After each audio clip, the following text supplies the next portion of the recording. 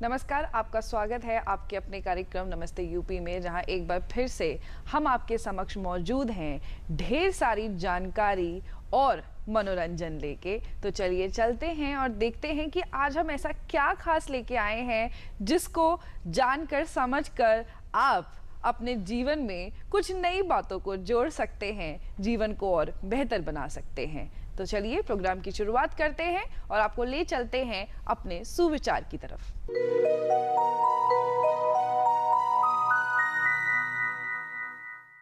जो इंसान अच्छे स्वास्थ्य का है वही सबसे बड़ा अमीर है, भले ही वो ये बात न जानता हो। और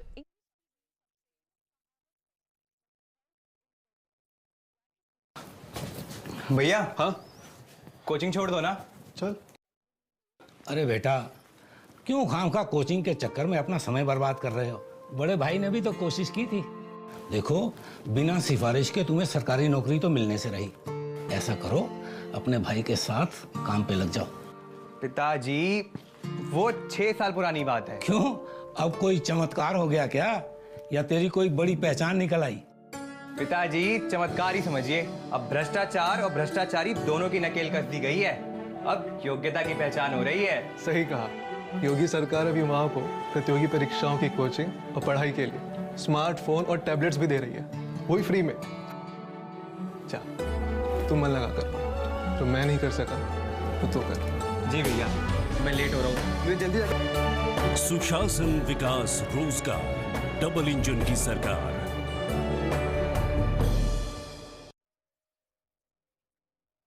इंग्लिश की भी सबसे फेमस कहावत है that health is the wealth, यानी कि अगर आपका स्वास्थ्य ही अच्छा नहीं है तो ढेर सारा धन, ढेर सारी लग्जरी, ढेर सारे खाने का, घूमने फिरने, पहनने ओढ़ने का कोई फायदा नहीं है, क्योंकि इन सब की शुरुआत अच्छे स्वास्थ्य के साथ होती है। अगर हम अपने जीवन में अच्छा करियर बनाना चाहते हैं, लोगों की मदद करना चाहते हैं, तो उसके लिए सबसे पहले हमें मजबूत होना पड़ेगा, हमें स्वस्थ होना पड़ेगा। यही मूल मंत्र है। और कई बार जीवन की भागदौड़ में हम इस बात को थोड़ा पीछे भी छोड़ देते हैं, जो हमें नहीं छोड़ना चाहिए। और शायद आज का प्रोग्राम आपको ये एहसास दिला दे कि आपका स्वास्थ्य कितना महत्वपूर्ण है, ना सिर्फ आपके लिए बल्कि संपूर्ण समाज के लिए। तो इस सस्पेंस को खत्म करते हुए आपको ले चलते हैं और आपको बताते हैं कि हमारा आज का विषय क्या है।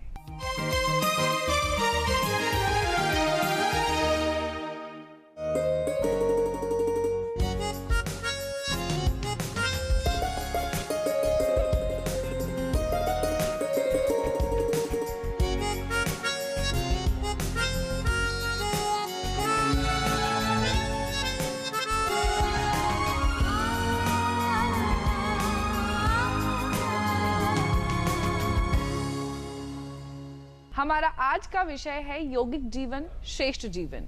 योग, योगा, जो आज के समय में एक बहुत ही पॉपुलर शब्द हो गया है। और हमने लाइफस्टाइल में, अपने फैशन ट्रेंड में भी योगा को बहुत खूबसूरती से समाने की कोशिश की है। लेकिन असल में योगा क्या है, क्या ये आपकी ज़िंदगी का ऑलरेडी एक हिस्सा है या नहीं है? ऐसी तमाम बातों को, ऐसे तमाम प्रश्नों के उत्तर देने के लिए हमारे स्टूडियो में हमारे गेस्ट मौजूद हैं, एक्सपर्ट मौजूद हैं, जिनसे हम ये सारी जानकारी लेंगे। तो आज हम अपने स्टूडियो में स्वागत करते हैं अपने एक्सपर्ट सोमिल शर्मा जी का, जो कि योग गुरु हैं और आयुष सर्टिफाइड हैं। सर, आपका बहुत बहुत स्वागत है हमारे स्टूडियो में। और इन्हीं के साथ हमारे स्टूडियो में मौजूद हैं परितोष जी, जो कि योगा डेमोन्स्ट्रेटर हैं, और आज वो कुछ योगा हमें करके दिखाएंगे भी, ताकि आप यहाँ पे सारी चीज़ें सीख सकें। और इसी के साथ हमारे साथ मौजूद हैं अंजलि श्रीवास्तव जी, जो कि गायिका हैं और अपने सुरों के साथ हमें भी जोड़ने की कोशिश करेंगी। मैम, आपका बहुत बहुत स्वागत है हमारे स्टूडियो में। धन्यवाद जी। तो चलिए अपने प्रोग्राम की शुरुआत करते हैं। और सबसे पहले तो ये जानते हैं कि इतना इंटरेस्टिंग शब्द योग, योगा, जो किसी भी समय में हम सुने, लेकिन सुन के बहुत अच्छा लगता है, ये शब्द आया कैसे, है क्या ये शब्द, इसको समझें कैसे? तो सोमिल जी, पहला प्रश्न, बहुत अच्छा फैंसी शब्द लगता है, योगा, योग, सो ये क्या है? देखिए, जब हम योग की बात करते हैं, अभी इंट्रोडक्शन में भी जैसे आपने कहा कि अब एक फैशन बन गया है, एक ट्रेंड बन गया है, एक आधुनिक जीवन को लोगों को एक फैड लगता है कि हम योग क्लास में जा रहे हैं, हम योगा करने जा रहे हैं, पर उसका जो वास्तविक मूल शब्द का अर्थ है, अपने जीवन का उसका जो महत्व है, वो कहीं ना कहीं हम इस आधुनिकता में भूल गए हैं। जी। योग शब्द का अर्थ होता है जोड़ना। तो अगला प्रश्न आता है क्या जोड़ना। हम आत्मा परमात्मा के मिलन को योग कहते हैं। तो जब आप अपने आप से बेहतर जुड़ पाएं, अपने व्यक्तित्व से बेहतर आप कनेक्ट कर पाएं, उसी को हम योग कहते हैं। और साथ ही में जब हम आज के जैसा विषय है हमारा कि यौगिक जीवन श्रेष्ठ जीवन, जीवन और योग के बीच में अगर हम संबंध देखते हैं तो ये बहुत महत्वपूर्ण है जानना कि योग एक जीवन जीने की प्रक्रिया है, एक जीवन शैली है। ये नहीं कि हम सवेरे गए 1 घंटे योगाभ्यास करके आ गए, अब 23 घंटे हम अपने मन में बुरे विचार लाएंगे, लोगों से लड़ेंगे, खुद तनाव में रहेंगे। इसका मतलब आपका जो आपने 1 घंटे भी जो योग किया वो व्यर्थ हो गया। जिस समय आप उठ रहे हैं और जिस समय आप सोने जा रहे हैं वह सभी योग है। और महर्षि पतंजलि ने लगभग 5000 वर्ष पहले जो योग सूत्र लिखे, उसका जो पहला सूत्र था मतलब पूरी बुक का, वो है अथः योग अनुशासनम, मतलब डिसिप्लिन, कि अनुशासित जीवन से अनुशासन को लेते हुए वहीं से योग की शुरुआत आगे होती है। बिल्कुल, it's a philosophy of life. और जैसे कि सौमिल जी ने बताया कि अपने आप को योग से जोड़ना, और जब हम प्रार्थना करते हैं, ऊपर वाले से जुड़ने की कोशिश करते हैं, तो ये एक ऐसा शब्द है, ये एक ऐसा वाक्य है जो जीवन में बार बार आपके सामने आता रहेगा और आपको ये समझ में नहीं आएगा कि हम खुद को कैसे जोड़ें खुद से। क्या हम खुद से नहीं जुड़े हुए हैं? तो ये एक बहुत ही महत्वपूर्ण प्रश्न है जिसके ऊपर हम ज़रूर जाएंगे, लेकिन आपको जोड़ने की शुरुआत कर देते हैं। अंजलि जी के पास चलते हैं और देखते हैं कि इनके पास अभी क्या है और वो किन सुरों के साथ हमें जोड़ना चाहती हैं। अखियाँ हरि दर्शन की प्यासी, अखियाँ हरि दर्शन की प्यासी, देखूं चाहत कमल नयन को, देखूं चाहत कमल नयन को, निस दिन रहत उदासी, अखियाँ हरि दर्शन की प्यासी, केसर तिलक मोतिन की माला, वृंदावन के वासी, केसर तिलक मोतिन की माला, वृंदावन के वासी। हम अभी बात कर रहे थे कि हम कैसे खुद को ऊपर वालों से जोड़ें, और आपके सुरों ने उसका एक हिंट दे दिया सौमिल जी कि मन की शांति, जब सुर सही लगते हैं तो मन को पता लग जाता है कि किस दिशा में जाना है, और शायद उसका एहसास हमें स्टूडियो में बैठे बैठे तो हुआ है, और मैं उम्मीद करती हूँ कि आप जब इसको सुन रहे थे तो आपको भी इस चीज़ का एहसास ज़रूर हुआ होगा। और वापस चलते हैं और जानते हैं कि खुद को जोड़ने का मतलब क्या है। सौमिल जी, हम तो खुद से जुड़े हुए हैं, ये बड़ा बेसिक सा प्रश्न है जो हर टीनेजर के दिमाग में आता है कि खुद से जोड़ने का मतलब क्या हम खुद से जुड़े हुए नहीं हैं? देखिए, हम एक भ्रम में रहते हैं कि हम खुद से जुड़े हुए हैं, बट जब हम इस तरह अध्यात्म से जुड़ते हैं, अपने असली स्वरूप को, अपने जीवन के मूलाधार को देखने का प्रयास करते हैं कि हमारे शरीर से हट करके, देखिए शरीर के लिए हम लोग इतना तैयार होते हैं, अच्छे कपड़े पहनते हैं, अच्छे खाते हैं, मन के लिए और अध्यात्म के लिए हम कोई भी प्रयास नहीं करते हैं। तो जैसे अभी हमने जो भजन भी सुना, वो भी योग का ही पार्ट है, लय योग है कि किस तरह से रिदम अपने जीवन में लाके, लय लाके आप अपने चित्त में प्रसन्नता ला सकते हैं, मन को शांत कर सकते हैं। और मुख्य रूप से जैसे आप पूछ रही कि आधुनिक जीवन और योग का क्या संबंध है, और बहुत गहरा संबंध है। इनफैक्ट अगर हम ट्रेडिशनल समय की बात करें, तब उस समय से लेकर के आज योग का महत्व और ज़्यादा बढ़ चुका है। भगवद गीता में कहते हैं, युक्ता आहार विहारस्य युक्त चेष्टस्य कर्मसु युक्त स्वप्नावबोधस्य योगो भवति दुःखः। मतलब जीवन के सारे दुखों का अंत हो सकता है अगर हम एक बैलेंस डाइट रखें, युक्त आहार रखें, युक्त विहार, आप जो भी एक्शन कर रहे हैं, जो भी कर्म कर रहे हैं, उसमें भी एक समत्वम रहे। आपके सोने में, आपके दिनचर्या में, आपके खान पान में, अगर सब में आप एक नियंत्रण रखते हैं, एक नियमित जीवन जीते हैं, एक समत्वम रहता है अगर आपके जीवन में, तो आप जीवन के सारे दुखों से दूर रह सकते हैं। हमें ऐसा लगता है कि हम बहुत अच्छे शॉपिंग कर लेंगे या बहुत अच्छे कपड़े खरीद लेंगे, फिल्म देख लेंगे तो हमारा मन बहुत प्रसन्न हो जाएगा। अवश्य होगा, बट वो बहुत ही क्षण के लिए होगा और वो सुपरफिशियल होगा, दिखावे के लिए होगा।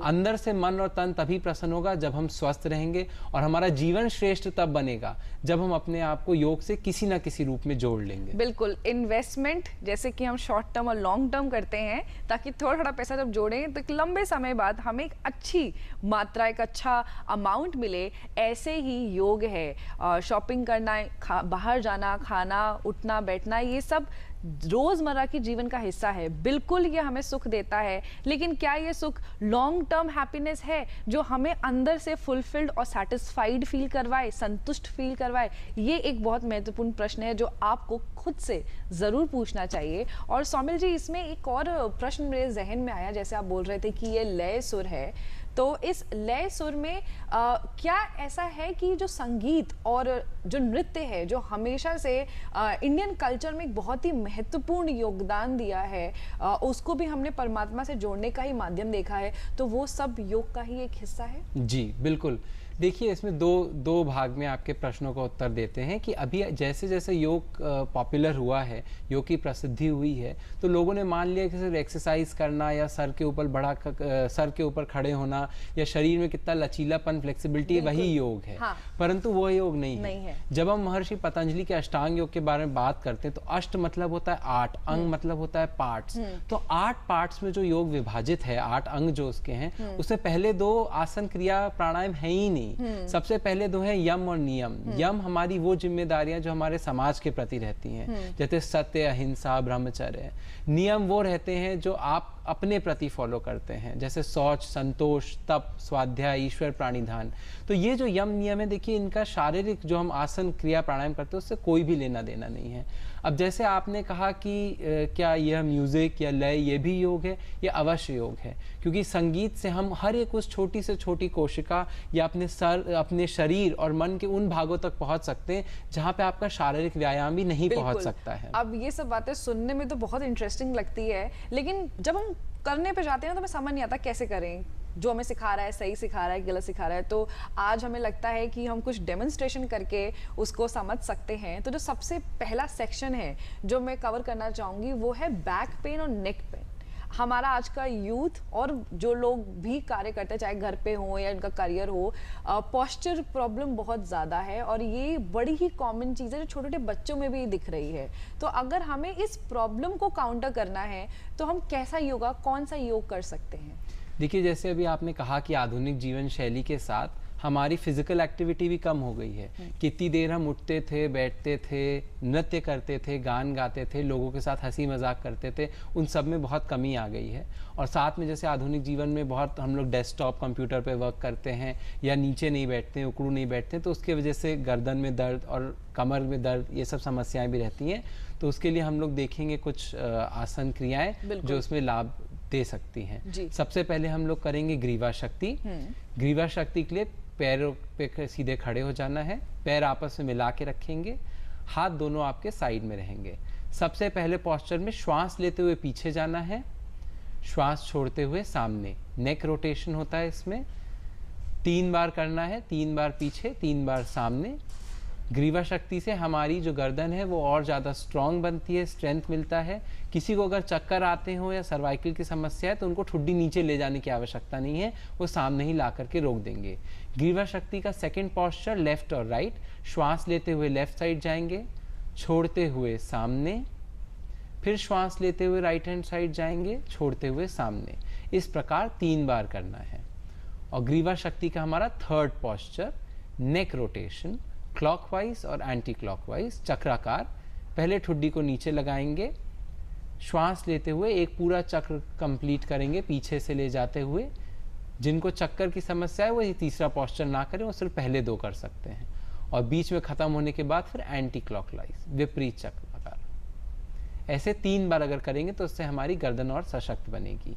इसके बाद हम लोग करेंगे कटी चक्रासन। कटी चक्रासन में ऐसे ही खड़े रहना है, हाथों को दोनों अपने शोल्डर लेवल पे रखिए। ध्यान रखिए कि हाथ आपके कंधे के सामान पे रहें। श्वास लेते हुए लेफ्ट साइड जाना है, श्वास छोड़ते हुए सामने, श्वास लेते हुए राइट साइड जाना है, श्वास लेते हुए सामने। एक चीज़ का ध्यान रखना है पूनम जी, जब तक पारितोष जी उसको 3 बार कर रहे हैं, कि श्वास नियम का योग में बहुत महत्व है। जब श्वास के हर एक पॉस्चर आसन को हम श्वास के सहयोग के साथ करते हैं तो उसके लाभ मल्टीप्लाई हो जाते हैं। इस कटी चक्रासन का दूसरा पॉस्चर, पैरों में 1 से 1.5 फीट का गैप रखेंगे, हाथों को हम लोग स्लांट डायरेक्शन में रखेंगे। अब श्वास लेते हुए फिर से लेफ्ट साइड, श्वास छोड़ते हुए सामने, श्वास लेते हुए राइट साइड, श्वास लेते हुए सामने। ये ऐसा 3 बार करना है। किसी व्यक्ति को अगर बहुत ज़्यादा कमर दर्द हो तो चेयर पे बैठ के भी इसको कर सकते हैं, जब तक उनके शरीर में इतना बल आ जाए कि वह इतनी देर खड़े होकर कर पाए। इसका तीसरा पॉस्चर, पैर आपस में मिला के रखेंगे, एक हाथ आपके कंधों पे रहेगा और दूसरा हाथ आपके कमर को सपोर्ट करने के लिए। जिस साइड हाथ रखा है उस साइड श्वास लेते हुए पीछे जाना है, छोड़ते हुए सामने। हाथों को चेंज करेंगे, जो हाथ कमर पे था वो कंधे पे, जो कंधे पे था वो कमर पे, और श्वास लेते हुए पीछे जाना है। और अब जो आपको आखिरी एक आपको बैठ करके एक एक्सरसाइज सिखाएंगे, वो स्पेशली आपके सर्वाइकल, गर्दन दर्द, चक्कर में बहुत हेल्प करती है। उसका नाम ही है मेरुदंड विशेष। उसके लिए आलती पालती मार करके बैठ जाइए, पद्मासन, अर्ध पद्मासन या सुखासन में।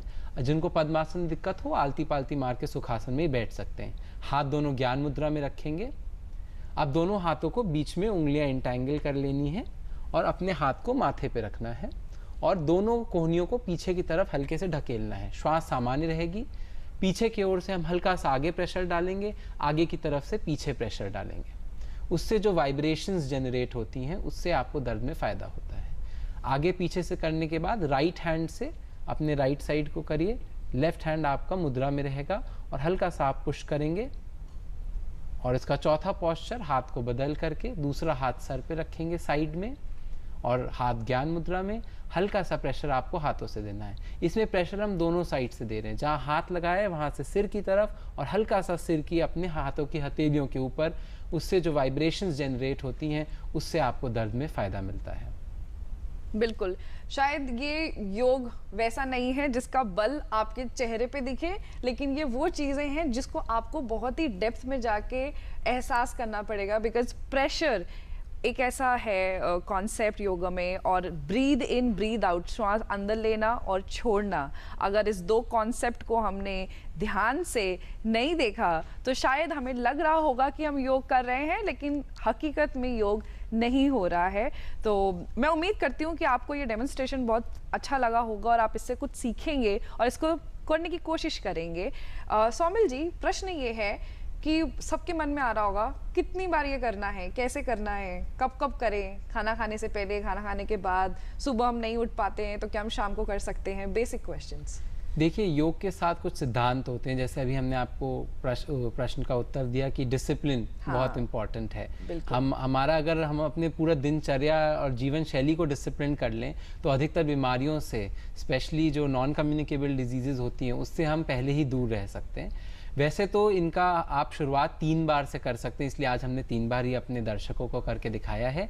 धीरे धीरे बढ़ाकर आप उसको 5 से 10 बार तक भी ले जा सकते हैं। योग प्रातःकाल करने में ज़्यादा लाभ होता है। अगर आप मॉर्निंग में खाली पेट करते हैं तो उस समय आपका शरीर में सबसे ज़्यादा कम होता है और सात्विक गुण बढ़े होते हैं, एयर फ्रेश होती है, आपके आसपास का प्रदूषण भी कम होता है, तो आपको अधिक से अधिक लाभ मिलता है। लेकिन उसको हमें अपना बहाना नहीं बनाना है। कोई लोग अगर जॉब करते हैं, बिजी हैं, उनके पास समय नहीं है, तो वह शाम को भी योगाभ्यास कर सकते हैं। लेकिन शाम को करें तो इस बात का विशेष रूप से ध्यान रखें कि आपके दोपहर के भोजन और योग के बीच में कम से कम 3-4 घंटे का गैप रहे, उसके बाद आप कर सकते हैं। बिल्कुल, ये कुछ महत्वपूर्ण जानकारी है जो ना ही सिर्फ आपको डिसिप्लिन बनाएंगी, बल्कि आपके योग को आपके जीवन में कैसे शामिल करके उसको सशक्त बनाना है, स्वस्थ जीवन जीना है, इसमें भागीदार भी रहेंगी। चलिए अब चलते हैं और देखते हैं योगा पे एक लघु फिल्म।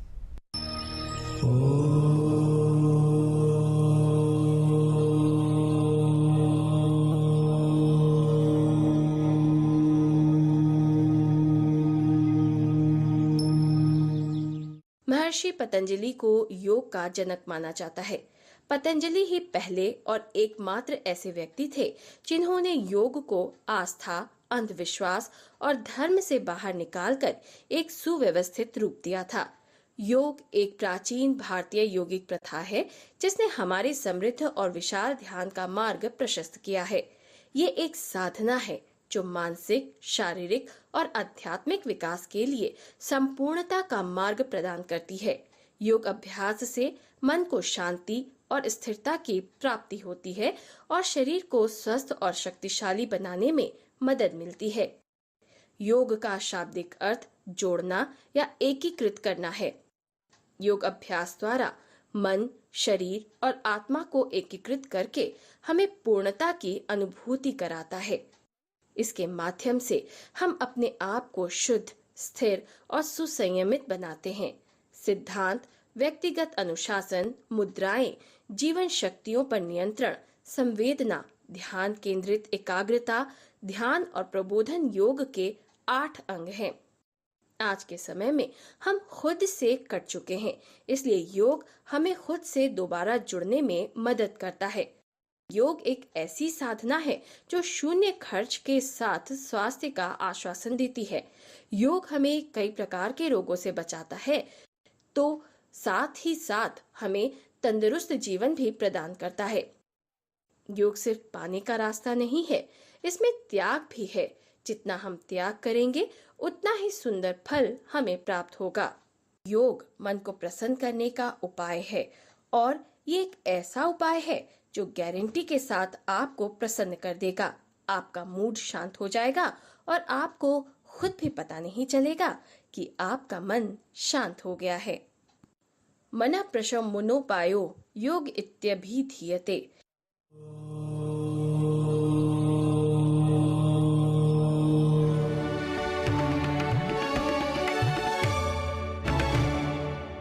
कौमिल जी, जो अगला प्रश्न है मेरे पास वो ये है कि अभी तो बैक पेन हमें समझ में आ गया, नेक सर्वाइकल, जो दूसरा बड़ा इंपॉर्टेंट प्रॉब्लम है वो इनडाइजेशन का है, गैस, एसिडिटी। और सबको लगता है कि तुमने ना कुछ स्पाइसी बाहर का गलत खाना खा लिया होगा या फिर तुम्हारा खाने का समय सही नहीं है तो तुमको एसिडिटी हो गई। और ये इतनी छोटी सी प्रॉब्लम है जिसको हम बहुत ज़्यादा नज़रअंदाज करते हैं और वो कब हमारे जीवन शैली का हिस्सा हो जाती है और कब हमें एसिडिटी की आदत हो जाती है हमें पता नहीं लगता है, और वहीं से ढेर सारी बीमारियां होनी शुरू होती हैं। तो क्या हम योग से अपनी एसिडिटी की इशू को भी ख़त्म कर सकते हैं? देखिए, बहुत ही अच्छा प्रश्न है। उत्तर आपके ही प्रश्न से स्टार्ट करेंगे। जैसे आपने कहा कि हम बाहर का खाते हैं।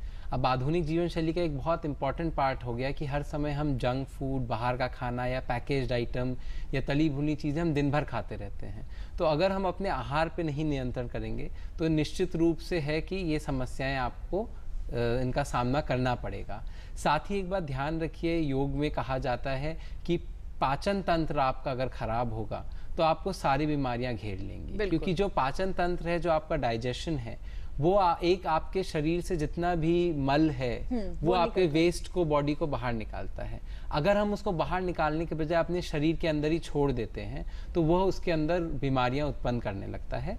तो निश्चित रूप से एसिडिटी, गैस्ट्रिक प्रॉब्लम, कब्ज, कॉन्स्टिपेशन, इन सब चीज़ों में योग का बहुत ही अत्यधिक लाभप्रद सिद्ध हुआ है आज तक। तो हम लोग कुछ देखेंगे भी, कुछ आसन क्रियाएं जो हम कर सकते हैं आपके पाचन तंत्र के स्वास्थ्य के लिए। लेकिन साथ में ध्यान रखिए कि पेट के स्वास्थ्य का आपके खान पान के ऊपर भी बहुत ही निर्भर करता है कि आप क्या खा रहे हैं, किस समय खा रहे हैं और कितना खा रहे हैं। आइए देखते हैं पहला आसन हम लोग अपने उदर के लिए, यानी पेट के लिए। सबसे पहले हम करेंगे उदर शक्ति जी। उदर शक्ति के लिए पैर आपस में मिला करके खड़े हो जाएं। इसके भी 3 पोस्चर्स हैं। हाथ आपके साइड में लगे रहेंगे। आपको पेट अंदर लेना है और पेट को बाहर छोड़ना है। श्वास लेते हुए, छोड़ते हुए, श्वास का नियम एज इट इज रहेगा। पेट जब अंदर दबाएंगे तो श्वास को बाहर छोड़ेंगे, जब पेट बाहर करेंगे तो उसको हम श्वास लेंगे। अभी हम 5 बार करेंगे आज।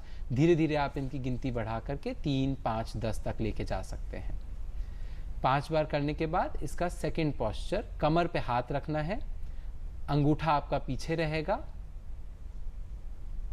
और थोड़ा सा आगे आपको झुकना है, लगभग 45 डिग्री पे, और सामने देख करके पेट अंदर बाहर करना है।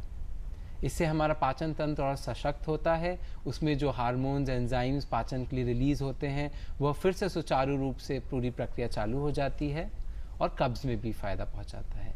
इसका तीसरा पोस्चर, किसी को अगर घुटने में प्रॉब्लम हो या पैरों में दर्द हो, ये तीसरा पोस्चर नहीं करेंगे। उदर शक्ति का तीसरा पोस्चर, पैरों में 1 से 1.5 फीट का गैप, आपको थोड़ा सा नीचे बेंड करना है, एक कुर्सी टाइप का आकार बनाना है, हाथ दोनों आपके जंघा के ऊपर और सामने देखना है, पीठ सीधी, रीढ़ की हड्डी, और पेट को अंदर करना है, बाहर करना है, उदर शक्ति विकासक।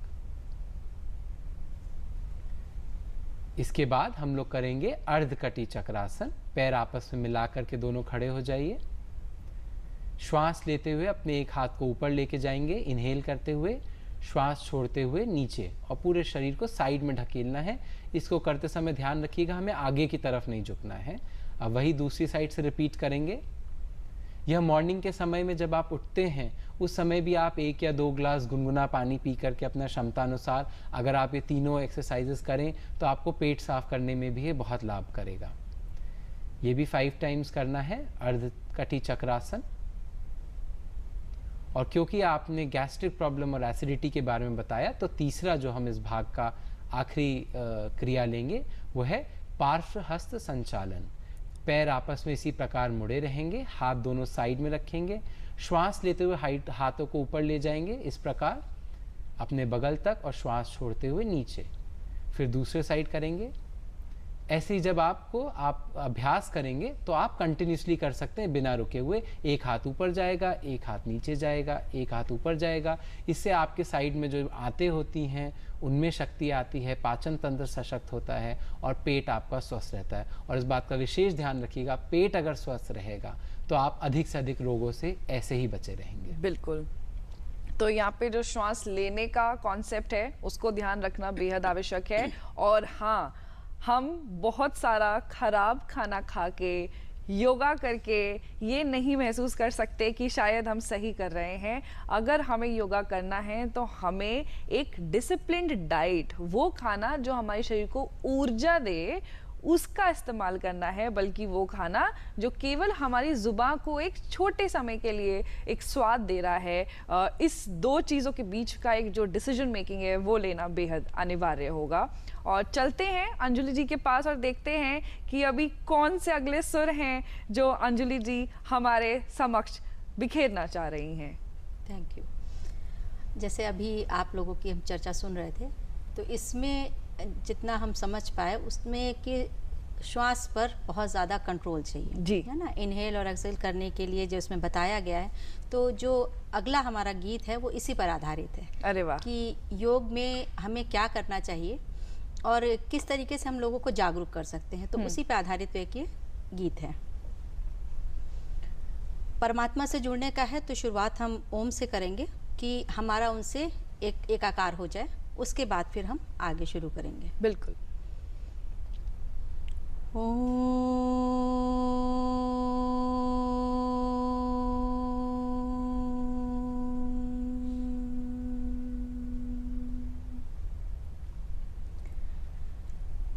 हम योग करें, योगाभ्यास करें, हम योग करें, योगाभ्यास करें, और नियमित अपनी श्वास करें, और नियमित अपनी श्वास करें। हम योग करें, हम योग करें, योगाभ्यास करें, और नियमित अपनी श्वास करें, और नियमित अपनी श्वास करें। हम योग करें। बहुत खूब। आपने किस तरीके से श्वास को गाने के साथ जोड़ के हमारे दर्शकों को ये बताया कि श्वास और योगा एक है, उन दोनों को अलग करके हम सही तरीके से योग नहीं कर सकते। इसके लिए आपका बहुत बहुत धन्यवाद। और सौमिल जी, मैं भी उम्मीद करती हूँ कि गाना इतना क्रिएटिव हो सकता है कि हम गाने के थ्रू लोगों को योग के बारे में से अवेयर कर सकते हैं। ये अपने आप में बेहद ही रोचक बात है। चलते हैं अपने अगले प्रश्न की तरफ। और अगला प्रश्न बड़ा ही खास है। हमने बैक पेन पे बात कर ली, हमने इंडाइजेशन की बात कर ली। अब तीसरा जो शरीर का अंग आता है वो है हमारी आंखें। और आजकल छोटे छोटे बच्चे जिन्होंने शायद अभी स्कूल जाना शुरू किया होगा उनको चश्मा लगा हुआ है, और ये चश्मा अगर इतनी कम उम्र में है तो जब उनकी उम्र बढ़ती है तो वो बहुत बड़े नंबर पे बच्चे आ जाते हैं। ये अपने आप में इतना बड़ा प्रॉब्लम है कि जिसके ऊपर हर कोई बात कर रहा है। तो क्या हम योग से अपनी नेत्र शक्ति को ना ही सिर्फ मजबूत कर सकते हैं बट लॉन्ग टर्म तक उसको अच्छा रख सकते हैं? बिल्कुल, देखिए ये भी एक आधुनिक जीवन शैली का ही हमारी कमी है कि हम लोग का जो कहते हैं स्क्रीन टाइम, इसका मतलब समय जितना हम अपने मोबाइल, लैपटॉप, टीवी में छोटे बच्चे और हर आयु का व्यक्ति स्पेंड कर रहा है, उसके लिए अपने आँखों को आराम देने के लिए, ब्रेक देने के लिए, और जिससे कि नेत्र शक्ति आपकी वृद्धा आश्रम तक भी आपकी अच्छी बनी रहे, उसके लिए आपको नेत्रों के लिए भी कुछ करना चाहिए। नेत्र हम सब कुछ देखते रहते हैं तो हम उसको टेकन फॉर ग्रांटेड लेते हैं, तो इसलिए आँखें हमारे शरीर का सबसे सूक्ष्म अंग है, जिसके लिए हम सबसे सूक्ष्म कुछ क्रियाएं अभी आपको बताएंगे जिससे आपकी आंखें स्वस्थ रह सकती हैं। सबसे पहले तो प्रयोग आप ये कर सकते हैं कि मॉर्निंग में जब आप ब्रश करते हैं उसके बाद अपने मुंह में ढेर सारा पानी भर लें, मुंह को फुला लें, उससे पूरे आपके मुख की जितनी भी मसल्स हैं वो स्ट्रेंथन हो जाती हैं, और दोनों आंखों में 10-10 बार पानी के छींटे डालें। इससे आपके नेत्रों को उनका पोषण मिल जाता है और पानी की शीतलता से, ठंडक से उनको आराम भी मिलता है। आइए देखते हैं कुछ चीज़ें जो हम अपने नेत्र के लिए कर सकते हैं। सबसे पहले हम करेंगे नेत्र शक्ति विकासक। इसके 3 भाग होते हैं। सबसे पहले पद्मासन, अर्ध पद्मासन या आलती पालती मारकर सुखासन में बैठ जाइए अपने क्षमता अनुसार। हाथ दोनों ज्ञान मुद्रा में रहेंगे, अंगूठा और पहली उंगली जोड़ करके आकाश की ओर खुला रहेगा। रीढ़ की हड्डी सीधी रहेगी। ये बात ध्यान रखिए कि पूरी रीढ़ की हड्डी से ही हमारा पूरा शरीर संचालित है और कनेक्टेड है। सबसे पहले हम अपने नेत्र को लेफ्ट एंड राइट लेकर के जाएंगे। श्वास सामान्य रहेगी इसमें। लेफ्ट और राइट 6 बार करेंगे। 6 बार इसलिए करेंगे जिससे कि 3 बार दाएं तरफ, 3 बार बाएं तरफ, वो एक पूरक आसन आपका कंप्लीट हो जाता है, पूरक क्रिया हो जाती है। 3 बार जब आपका लेफ्ट राइट हो जाए तो दोनों की हाथों की हथेलियों को आपस में घिसना है, और आपकी हथेलियों में जब हल्की सी गर्माहट आ जाए हथेलियों को आंखों के ऊपर रखना है। उंगलियों से सिकाई नहीं करेंगे, हथेलियों से करेंगे। इस टेक्निक को हम लोग कहते हैं पामिंग। सेकंड पॉस्चर नेत्र शक्ति का ऊपर और नीचे देखेंगे। श्वास लेते हुए ऊपर नेत्र को और श्वास छोड़ते हुए नीचे। जब तक हमारे डेमोन्स्ट्रेटर डेमोन्स्ट्रेट कर रहे हैं, इस बात का उनको देखते समय विशेष ध्यान रखिएगा कि गर्दन आपकी नहीं मूव करनी चाहिए। हम ये नेक की क्रिया या गर्दन की एक्सरसाइज नहीं कर रहे हैं, हम नेत्रों की कर रहे हैं, तो सिर्फ आंखों की पुतलियां ही हिलें। उसके बाद फिर से दोनों हाथों को घिस के दोनों नेत्रों की सिकाई करेंगे। और अब हमारा तीसरा पॉस्चर क्लॉकवाइज और एंटी क्लॉकवाइज, चक्राकार और विपरीत चक्राकार। पूरा एक राउंड नेत्रों को घुमाएंगे। पहले दाएं तरफ देखेंगे, फिर जमीन की तरफ, आकाश की तरफ, बाएं तरफ, एक सर्कल कंप्लीट करेंगे। फिर आकाश के ओर, फिर दाएं बाएं तरफ, फिर जमीन के ओर, दाएं। ये हम लोग करेंगे 6 बार। तो जब हम 6 बार करते हैं तो 3 बार दाएं से, 3 बार बाएं से। यह है नेत्र शक्ति विकासक। इसके बाद हम लोग करेंगे, आपको सिखाएंगे एक षटकर्म। षटकर्म डिटॉक्स या क्लेंजिंग टेक्निक्स होती हैं योगा में। तीनों के बाद आप दोनों हाथों को घिस करके अपने नेत्रों की सिकाई करेंगे। षटकर्म का नाम है त्राटक। त्राटक अगर छोटे बच्चों को कराया जाए तो उनके चश्मे भी उतर सकते हैं। 1 से 1.5 फीट की दूरी पर बैठना है। इस तरह से कोई भी हरा वृक्ष या पौधे की एक पत्ती को आप चुनाव कर लीजिए। उस पत्ती में भी एक किसी केंद्र बिंदु को अंकित कर लीजिए और बिना आंखों की पलके झपके, बिना आंखों की पुतलियां हिलाए, एक टक उस पत्ती के उस पॉइंट को देखते रहना है। बहुत सारे लोग ज्योति त्राटक भी करते हैं, बट शुरुआत में चाहें तो आप हरित त्राटक से आरंभ कर सकते हैं। जब आपके आंखों में हल्का सा स्ट्रेन लगने लगे, पानी आने लगे या आपको लगे आंखें पलक झपकने का मन है, तो फिर से दोनों हाथ आपस में घिसिए और दोनों नेत्रों की सिकाई कर लीजिए और धीरे से नेत्र बंद करके अपने रिलैक्स कर लीजिए। तो जो व्यक्ति नेत्र शक्ति विकासक और त्राटक एक षटकर्म है, इसका अभ्यास करता है तो निश्चित रूप से उसकी आंखें ज़्यादा स्वस्थ रह सकती हैं। बिल्कुल। तो ज़रूरी नहीं है कि मार्केट में मिल रहे फैंसी लेंस का इस्तेमाल हम अपनी आंखों को पावर देने के लिए करें। फैशन अलग बात है, लेकिन अगर आपको अपनी आंखों को मजबूत रखना है, जो कि आज के समय पे एक बहुत ही महत्वपूर्ण चीज़ है, इसके लिए इसको अपनी जीवन शैली में ज़रूर शामिल करना होगा और केवल 1-2 दिन से काम नहीं चलेगा, ये निरंतर आपके जीवन शैली का हिस्सा होना चाहिए। यही खास बात है योगा की। सौमिल जी, जो अगला प्रश्न है वो बहुत ही महत्वपूर्ण प्रश्न है, क्योंकि उसके बारे में मैं खुद भी जानना चाहूँगी। और ये प्रश्न है सोशल मीडिया और आज का जो समय है जिसको हम इंफॉर्मेशन सोसाइटी कहते हैं, इतनी सारी सूचना, इतनी सारी जानकारी, इतना सारा तकनीक हमारे आसपास है और वहाँ पे हर कोई हमसे कुछ ना कुछ बताना चाह रहा है, बोलना चाह रहा है। तो हमारा एक छोटा सा दिमाग ये कंफ्यूज हो जाता है कि कितना जाने कितना ना जाने, क्योंकि अब हमारी क्यूरियोसिटी और डाइट सूचना की खत्म नहीं हो रही। इसका एक डिसएडवांटेज ये हुआ है कि हमारा जो फोकस और कंसंट्रेशन है वो बहुत ही खराब हो गया है। हम 2 मिनट यहाँ होते हैं, फिर कहीं और होते हैं, फिर कहीं और होते हैं, फिर कहीं और होते हैं। तो किसी भी काम को प्रोडक्टिव बनाने के लिए फोकस और कंसंट्रेशन बहुत इंपॉर्टेंट है, जो आज की जनरेशन बहुत ही लैक कर रही है। तो अगर इस जनरेशन को अपना फोकस और कंसंट्रेशन बढ़ाना हो और इतने सारे डिस्ट्रैक्शन को दूर करना हो, तो वो योग की मदद कैसे ले सकते हैं? देखिए, मैंने आपको जैसे बताया कि योग सिर्फ एक शारीरिक व्यायाम की विद्या नहीं है। हाँ। योग ही सिर्फ एक ऐसी विद्या है फिटनेस की या एक्सरसाइज की, जो जैसे भी आप उससे परिचित हो पाएँ, कि वह शारीरिक, मानसिक और आध्यात्मिक तीनों स्तरों में कार्य करता है। बाकी हम कुछ व्यायाम की टेक्निक्स करते हैं जो हमारे सिर्फ शरीर पे काम करती हैं। अगर हम भक्ति योग की बात कर रहे हैं तो वो सिर्फ आध्यात्म पे ज़्यादा फोकस कर रहा है। बट योग, अगर हम संपूर्ण योग की बात करें, होलिस्टिक पर्सपेक्टिव की बात करें, तो वो शारीरिक, मानसिक और आध्यात्मिक तीनों स्तरीय में काम करता है। अगर एकाग्रता की कमी है, उसका ज़रूर कोई ना कोई व्यक्ति के जीवन में कारण है, चाहे वो व्यक्तिगत हो, पर्सनल हो, फाइनेंशियल हो। कहीं ना कहीं हम तनावग्रस्त हैं, हमारे मन में या हमारे आसपास कहीं तनाव है, जिसकी वजह से हम एकाग्र नहीं रह पाते हैं। अब बाहर की दुनिया को चेंज करने से पहले योग हमें यह सिखाता है कि हमें भीतर बदलाव लाना चाहिए। तो वह कंसंट्रेशन का जो बीज है, वो एकाग्रता का जो बीज है, वो हमारे अंदर ही है। अष्टांग योग के ही लास्ट के जो 3 अंग हैं, वो आपका जैसे है आपका ध्यान, समाधि, यह सब जो अंग हैं, धारणा, ये सब एकाग्रता को बढ़ाते हैं। तो आपको अपने जीवन में ध्यान को एक अभिन्न अंग बनाना चाहिए। 10 से 15 मिनट, 20 मिनट, जितना भी समय है, आपको प्रतिदिन ध्यान करना चाहिए। उससे एकाग्रता बढ़ सकती है, मन भी शांत रहेगा और विपरीत परिस्थितियों में जो योग कर रहा होगा वह व्यक्ति और उसका मन विचलित नहीं होगा। आइए हम लोग सीखते हैं कुछ ऐसी टेक्निक्स जो तनाव कम करती हैं और साथ में एकाग्रता को बढ़ा देती हैं। बिल्कुल। सबसे पहले हम लोग एकाग्रता, अपने मन को शांत करने के लिए करेंगे शांभवी मुद्रा। उसके लिए पद्मासन, अर्ध पद्मासन या सुखासन में ही बैठना है। हाथों को ज्ञान मुद्रा में रखना है और दोनों नेत्रों से अपने आईब्रो के बीच में देखना है। दोनों आईब्रोज के बीच में आज्ञा चक्र होता है। आज्ञा चक्र हमारा ध्यान का चक्र होता है। रीढ़ की हड्डी सीधी रहेगी, आईब्रो के बीच में देखेंगे।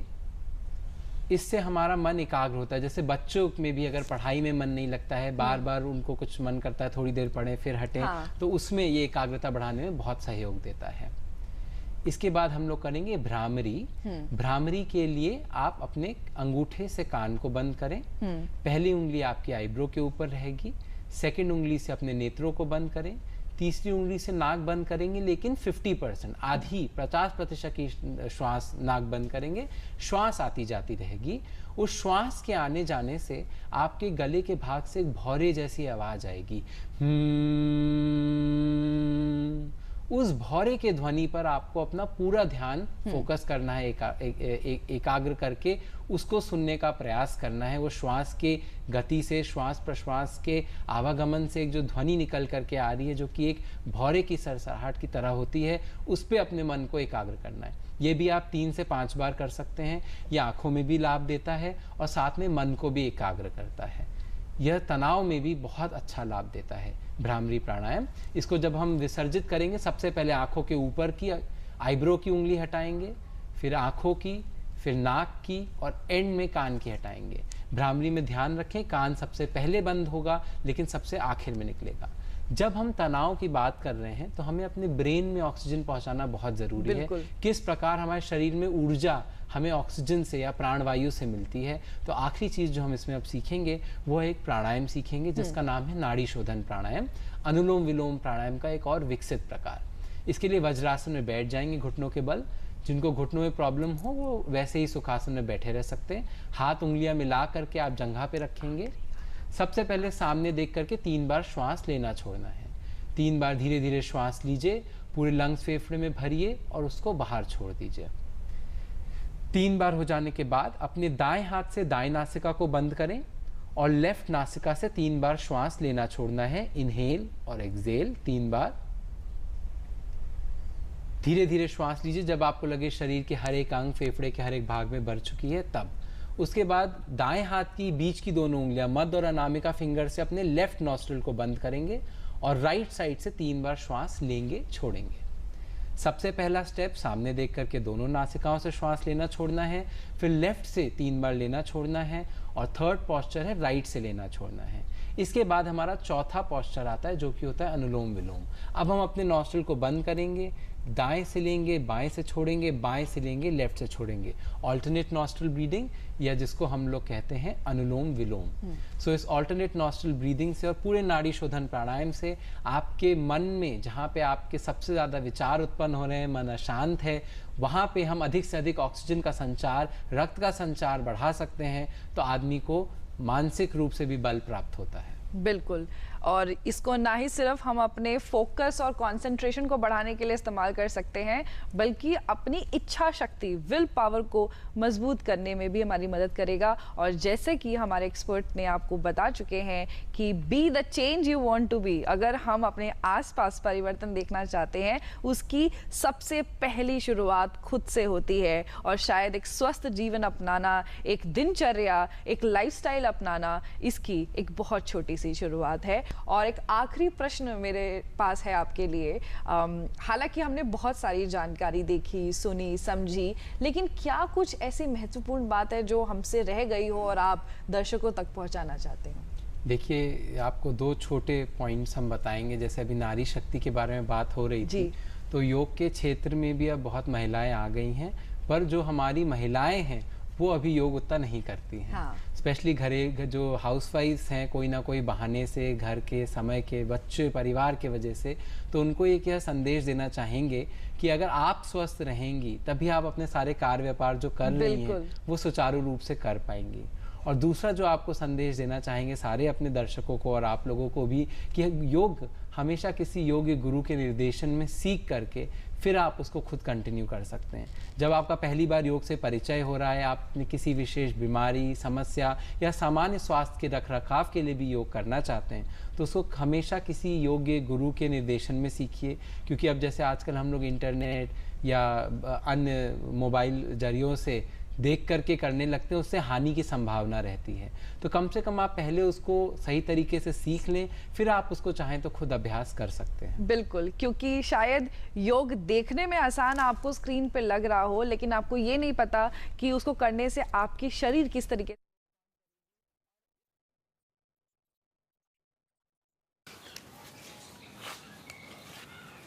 क्या देख रही हो? अरे वो आई नहीं ना अब तक। चाय पियो पहले, आ जाएगी। अरे लो, आ गई हमारी बैंक। आइए आइए। प्रणाम चाचा जी। आओ बेटा। चाची, तबीयत कैसी है आपकी? 6, 7, 8, 9, 10। लो चाची, पूरे 5,000 रुपए हैं। हमने तो कभी सपने में भी नहीं सोचा था हम बूढ़े लोगों के लिए बैंक इस तरह हमारे घर आ जाएगा। चाची, 6 साल पहले तो मैंने भी नहीं सोचा था कि एक गृहिणी से हटकर मेरी भी एक अलग पहचान बनेगी, पर आज मैं अपने पैरों पर खड़ी हूँ और अपना परिवार संभाल रही हूँ, और तो और बैंकिंग सखी कहलाती हूँ। सुशासन, विकास, रोजगार, डबल इंजन की सरकार। देखने में आसान आपको स्क्रीन पे लग रहा हो, लेकिन आपको ये नहीं पता कि उसको करने से आपकी शरीर किस तरीके से रिस्पॉन्ड करेगी। और एक सही गाइडेंस के अंदर अगर कोई समस्या है तो उसको सुलझाया जा सकता है, उसका समाधान निकाला जा सकता है। इसीलिए ये सारी चीज़ें एक गाइडेंस के अंदर करें, और जो आपको लगे कि अब आप मजबूत हो चुके हैं, अब ये आपकी जीवन शैली का हिस्सा हो चुका है, फिर आप इंडिपेंडेंटली भी इसे कर सकते हैं। आप दोनों का बहुत बहुत धन्यवाद। आप लोगों ने इतनी महत्वपूर्ण जानकारी हमारे दर्शकों के साथ साझा की। आपने लय योग को भी यहाँ पे बहुत खूबसूरती से प्रस्तुत किया है और परितोष जी आपने बहुत ही शालीनता से अपना डेमोन्स्ट्रेशन भी योग का हमें दिखाया है। इसके लिए आपका भी बहुत बहुत धन्यवाद। हम जुड़ेंगे आपके साथ एक बार फिर से कुछ नई रोचक जानकारियों के साथ, लेकिन ये जानना बेहद आवश्यक है कि आज ये जानकारी केवल 50% तक आप तक पहुंची है। ये 100% तब होगी जब आप इसका इस्तेमाल करेंगे और हम उम्मीद करते हैं आप इसका इस्तेमाल ज़रूर करेंगे। अभी के लिए हम आपसे विदा लेते हैं, वापस मिलेंगे। नमस्कार।